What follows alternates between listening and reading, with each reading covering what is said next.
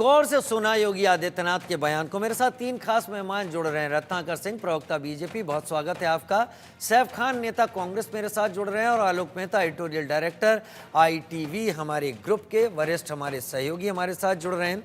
मैंने बयान योगी आदित्यनाथ का आप सबके सामने इसलिए रखा कि आपको प्रस्तावना अच्छी तरीके से समझ में आ जाए।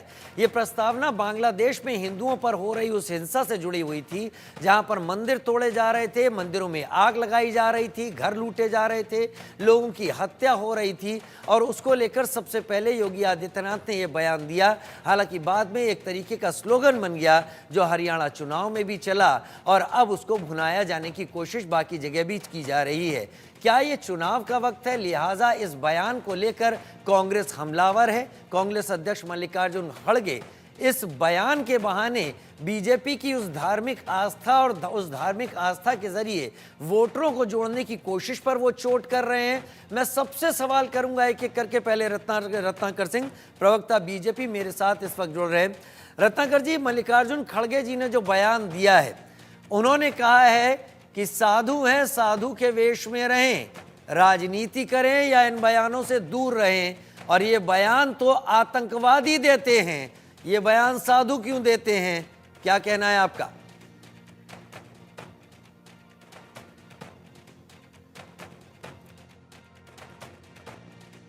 ही सिर्फ और गलत प्रचारित करने का काम जो है वो कांग्रेस पार्टी और अन्य विपक्षी पार्टियां कर रही हैं। देखिए, उन्होंने कहा है कटेंगे तो बटेंगे, एक रहेंगे तो नेक रहेंगे, और आज जब एक रहेंगे तो श्रेष्ठ भारत और सशक्त भारत बनाएंगे। इस तरह का बयान है। उनकी मंशा पूरी इस तरह से है कि आप एकत्रित रहिए, एकत्रित रहेंगे तो ही आप जो है इस देश को आगे विकसित बना सकते हैं, विकसित भारत की संकल्पना को साकार कर सकते हैं। उनका यूनाइटेड रहने का अपील है, एकत्रित रहने का अपील है। बांटने का कहीं पे उनका कोई उस पूरे वाक्य को सुनिएगा, उसमें कहीं पे भी नहीं मंशा उनकी जाहिर हो रही है कि वो कहीं बांटने की बात कह रहे हैं। उन्होंने ये बताया है कि किस तरह से जब हम बटे थे तो हम कटे थे। ठीक है, वो उस परिप्रेक्ष्य में उन्होंने ये बातें कही है कि हम एक रहेंगे तो प्रधानमंत्री जी ने स्वयं कहा एक रहेंगे तो सेफ रहेंगे। लेकिन कांग्रेस पार्टी की मंशा देखिए किस तरह से लोगों को रंग के आधार पे, वस्त्र के आधार पे और धर्म के आधार पे बांटने की राजनीति जो है वो दर्शाती है। आज कांग्रेस पार्टी सिर्फ एक वर्ग विशेष को खुश करने के लिए और दूसरे वर्ग को, हिंदू धर्म को, सनातन धर्म को बार बार अपमानित करने का ये काम करते हैं, क्योंकि सनातन पे करेंगे ये चोट तो मुस्लिमों का मिलेगा इनको वोट। ये कांग्रेस पार्टी है। और देखिए, इस देश में मुगल तो चले गए, लेकिन मुगलों की विचारधारा के रूप में आज भी कांग्रेस पार्टी इस देश को तोड़ने का काम कर रही है।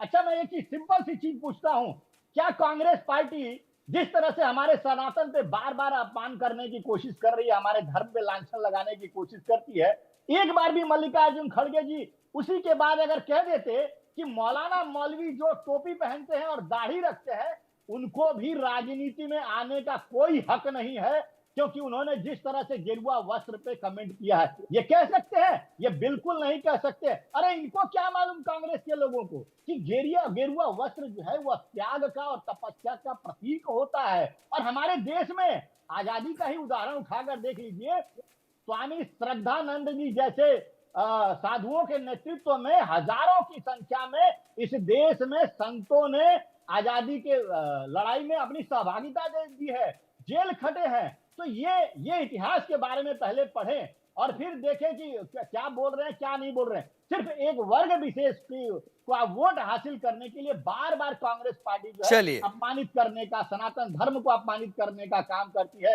हिंदुओं को अपमानित करने का काम करती है। ठीक है, ठीक है, मैं सैफ खान को भी मौका दूंगा, क्योंकि उनके पास भी आपके तर्क की काट रखने के लिए कई बातें जरूर होंगी और राजनीति में ये होना भी चाहिए। एक की बात नहीं, सबकी बात सामने आए, जिससे जो दर्शक देख रहे हैं वो तय करें कौन कितना बेहतर, कौन कितना सही है। सैफ भाई, मैं आपको हमारे रत्नाकर भाई के सवालों के जवाब देने के लिए अभी नहीं कहूंगा, क्योंकि ओपन फोरम में आएंगे तब हम बात करेंगे। अभी मेरे सवाल का जवाब दीजिएगा।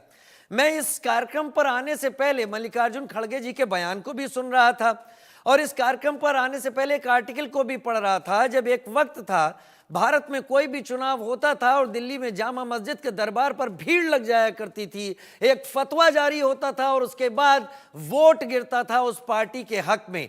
गिरता था नहीं गिरता था मैंने चेक नहीं किया, लेकिन ये कहानी है, आप भी देख सकते हैं, पुख्ता बात है, इसमें कुछ गलत नहीं है। तो आज मल्लिकार्जुन खड़गे जी को ऐसा क्यों लगता है कि एक साधु के वेश में जो बयान दिया जा रहा है वो आतंकवादी देता है? क्या कांग्रेस बीजेपी के कोर वोट बैंक पर चोट करने की कोशिश कर रही है अपनी राजनीति बनाए रखने के लिए?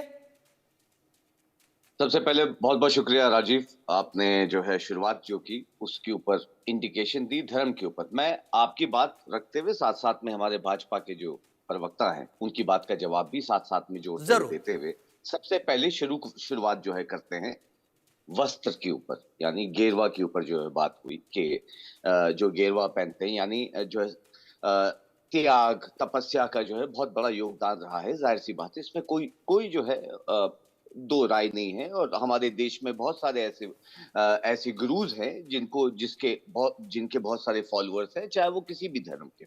उनका सम्मान उनका जो है रखना चाहिए और होता भी है, रखते भी जो है। पर बात ये है कि हम योगी जी के ऊपर बात कर रहे हैं, है कि नहीं? इसमें कोई दो राय नहीं है। तो योगी जी जो खुद भगवान को बांटते हैं, कहते हैं कि भगवान हनुमान जी एक ही जाति और वर्ग से हैं, उन्होंने तो भगवान को नहीं छोड़ा, भगवान हनुमान जी को वो काटने और बांटने की बात करते हैं, है ना? यहाँ जोड़ने की बात नहीं हो रही है। और आपको याद होगा, मैं बता दूं कि ये काट और एक साथ साथ में स्टेटमेंट रखते हुए वो भी खुद भारतीय जनता पार्टी के लीडर का सुब्रमण्यम स्वामी की बात कर रहा हूं, जो ये कहते हैं कि बीजेपी इसलिए जीत पाई या जीत वो कर रही है क्योंकि ये हिंदू वोट को जो है एक साथ करने की कोशिश कर रही है। ये सुब्रमण्यम स्वामी जी का खुद का बयान है। इनकी स्ट्रैटेजी यही थी। कहते हैं प्रोग्रेस पे वोट नहीं मिलता, वोट मिलता है कि उनको कैसे जोड़ के चले, जो है कैसे दूसरे लोगों को अलग करके इनको जोड़ा जा सके। ये सुब्रमण्यम स्वामी जी का खुद का बयान था। और आपको याद होगा कि अगर बांटने और काटने की बात की जाए तो महात्मा गांधी जी को किसने गोली मारी थी? आरएसएस के गॉडसे ने, है कि नहीं? तो बांटने और काटने की बातें भारतीय जनता पार्टी बहुत अच्छी तरीके से करती आ रही है। और इनकी स्थापना आरएसएस की तब हुई थी जब अंग्रेजों का राज था हमारे देश में। तो बांटने और उनको ये आरएसएस विंग ही इसलिए बना था कि लोगों को डिवाइड एंड रूल किया जा सके। मुस्लिम लीग पाकिस्तान चली गई, देश में जो है आरएसएस छोड़ गई कि लोगों को डिवाइड कर सके। साहब भाई, केशव बलराम हेडगेवार भी कांग्रेस के ही नेता थे आरएसएस से पहले।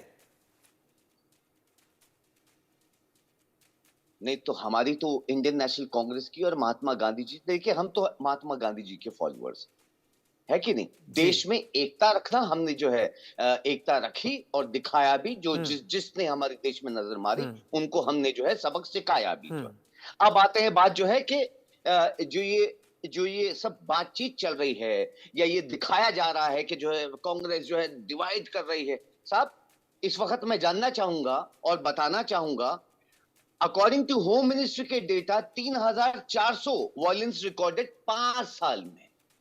किसने बांटा देश को? आपको याद होगा दिल्ली में गोली मारो सालों को, है ना, कपिल मिश्रा जैसे इनके जो विधायक हैं लोगों को, और दिल्ली में 30 साल में सबसे बड़ा दंगा जो हुआ कितनी जानी नुकसान हुआ, कितनी नुकसान हुआ। और जो करवा रहे थे ये उनको Y+ सिक्योरिटी दे दी गई। साहब भाई, आप तो शब्दों को थोड़ा सा संभाल कर बोलें। वो जिसने बोले हम उसको अगर निंदा कर रहे हैं तो आप शब्दों को संभाल लें, थोड़ा बोलें। नहीं, मैं बिल्कुल राजीव, मैं बिल्कुल शब्दों को संभालता हूं, मगर सच्चाई ये है कि अगर जो जज है वो भी उनके ऊपर जो एक्शन उठाना चाहते थे, रातों रात जो है जस्टिस मुरलीधर को जो है ट्रांसफर कर दिया गया। ये है सच्चाई हमारे देश की जो है। खुद माइनॉरिटी कमीशन की जो है वो कहते हैं डिस्पाइट मल्टीपल कंप्लेंट्स, यानी इतनी सारी कंप्लेंट्स रिसीव होने के बाद भी आज तक किसी बीजेपी के लीडर के ऊपर जो है। चलिए मैं मुद्दे पर आपको लाता हूं। आपने अपनी बात कह दी, मैं मुद्दे पर लाता हूं सर, और मैं चाहता हूं कि टू द पॉइंट बात करें हम लोग। मैं ये कहना चाहता हूं, आज क्या आप या कांग्रेस, मैं मल्लिकार्जुन जी का नाम नहीं ले रहा हूं, क्या कांग्रेस ये समझती है कि बीजेपी का कोर वोट बैंक हिंदू है और उसको जितनी जल्दी तोड़ा जा सकेगा, क्योंकि ये लोकतंत्र है और यहां पर चुनाव तय करते हैं कौन किसकी बात कहां सुनी जा रही है, तो क्या ये उस पर हमला है, उस पर चोट है?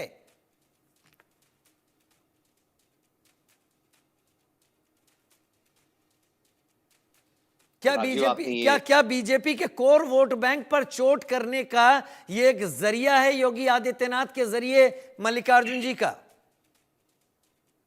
नहीं, देखिए हमारे राष्ट्रीय अध्यक्ष ने बहुत साफ और क्लियर किया है उनको जो है कि ऐसे बांटने और काटने की बातें जो है, हाँ, उन्होंने ये भी अपने एएनआई के बयान में बताया है कि हम तो देश को जोड़ते चले पहले से चले आ रहे हैं। ये बांटने और काटने की जो दादागिरी है, ये शब्द जरूर इस्तेमाल किया उन्होंने योगी जी के लिए। वो इसलिए क्या, यूं कि बांटना और काटना। अब मैंने आपके सामने जो 3,400 का दंगों का जो है अभी आपके सामने जो सूची रखी है, वो भी होम मिनिस्ट्री की है ना। ये दर्शाता है और दिखाता है कि ये है सच्चाई।